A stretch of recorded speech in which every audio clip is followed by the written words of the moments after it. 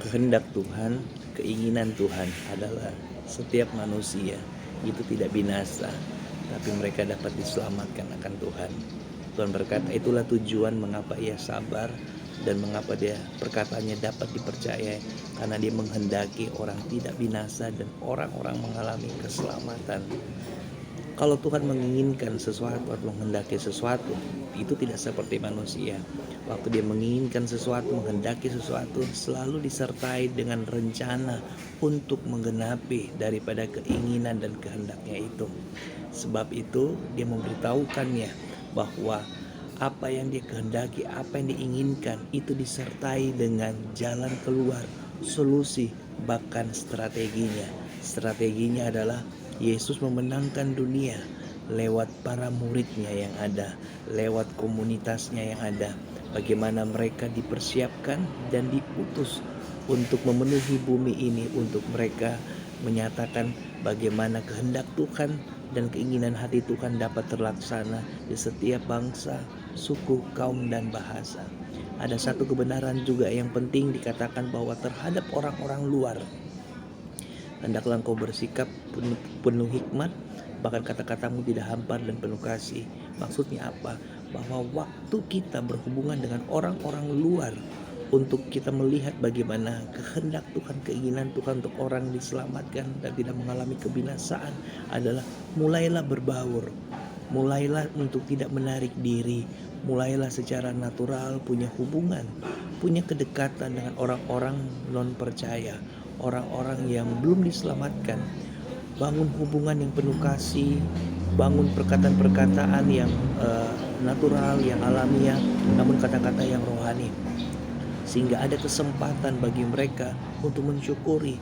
Nyatakan kata-kata pengharapan, suatu kata-kata yang rohani namun tidak agamawi dan gerejawi, karena ini untuk orang-orang luar.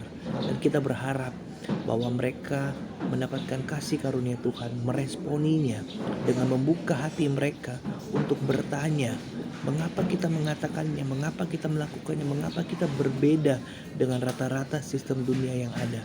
Disitulah kesempatan untuk kita bisa bersaksi bahwa yang memampukan, yang mengubah, yang membuat kita jadi seperti ini, meresponi seperti ini, itu karena dahulu kita orang berdosa tanpa Yesus. Tapi waktu kita mengalami Yesus, kita berjumpa dengan Yesus, hidup kita berubah. Mulailah bersaksi bagaimana dulu kita tanpa Yesus, bahkan saat kita berjumpa dengan Yesus, apa situasi yang memicu kita akhirnya berjumpa dengan Yesus. Dan setelah itu, waktu kita berjumpa dan mengenal Yesus, perubahan-perubahan apa yang terjadi dalam kehidupan kita. Berharap bahwa biarkan langkah-langkah praktis yang sederhana ini menolong kita melihat gambar besar bahwa sekali lagi kehendak Tuhan, keinginan Tuhan, banyak orang diselamatkan. Itu dalam 2 Petrus 3 ayat yang ke-9, demikian dalam Kolose 4 ayat 5 dan 6. Terhadap orang-orang luar bersikap penuh hikmat dan penuh kasihlah. Kata-katanya kita, kata-kata spiritual, kata-kata rohani yang tidak agamawi, yang tidak juga gerejawi, sehingga terbangun pengharapan. Mereka melihat pengharapan ada di dalam Tuhan, dan ada kesempatan berikutnya dalam contoh yang terjadi dari banyak kisah, bahwa kita bersaksi tentang bagaimana kita jadi seperti ini. Bagi mereka menganggap kita positif. Mereka menganggap, kok kita bisa rohani, kok kita bisa punya pengharapan, kok kita bisa punya iman di keadaan-keadaan seperti ini, kok kita bisa begini. Nah, itu kesempatan bagaimana kita bisa bersaksi, bagaimana dulu kita belum berjumpa Yesus, hancur hidup kita, gelap hidup kita.